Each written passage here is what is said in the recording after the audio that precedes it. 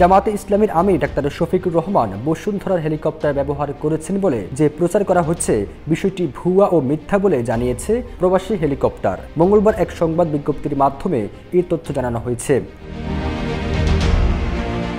এতে বলা হয়, প্রবাসী হেলিকপ্টার শুরু থেকে অত্যন্ত সুনামের সঙ্গে হেলিকপ্টার সেবা দেওয়ার চেষ্টা করেছে। আমাদের আন্তরিকতা ও জরুরি সময় তাৎক্ষণিক সাড়া দেওয়ার কারণেই অনেকেই বারবার আমাদের সেবা নিয়েছেন। বিভিন্ন দলের নেতারা ও সাধারণ প্রবাসীরা যারা জরুরি প্রয়োজনে বিভিন্ন গন্তব্যে যান, তাদেরকে আমরা সেবা দিয়ে থাকি।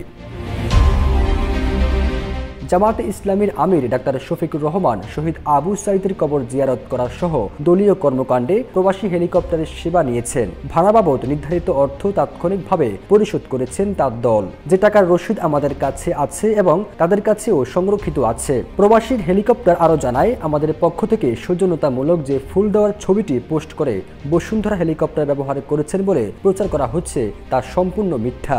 250-টিরও বেশি ডিজাইন অপশন নিয়ে ওয়ালটন স্মার্ট ফ্রিজ, বোঝে আপনার প্রয়োজন। ছবিতে বসুন্ধরা যে সাইনবোর্ডটি দেখা যাচ্ছে তার সাথে হেলিকপ্টারের এই ফ্লাইটের কোনো সম্পর্ক নেই। অতএব মিথ্যা প্রচার থেকে দূরে থাকার অনুরোধ জানাচ্ছি। একই সঙ্গে আমাদের সম্মানিত গ্রাহকদেরকেও বিভ্রান্ত না হওয়ার আহ্বান জানাচ্ছি।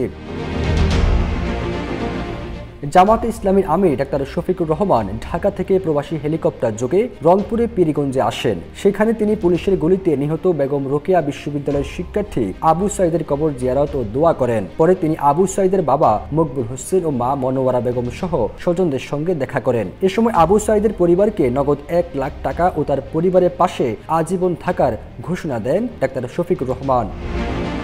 ফিরোজ আলম, জায়জায়দিন।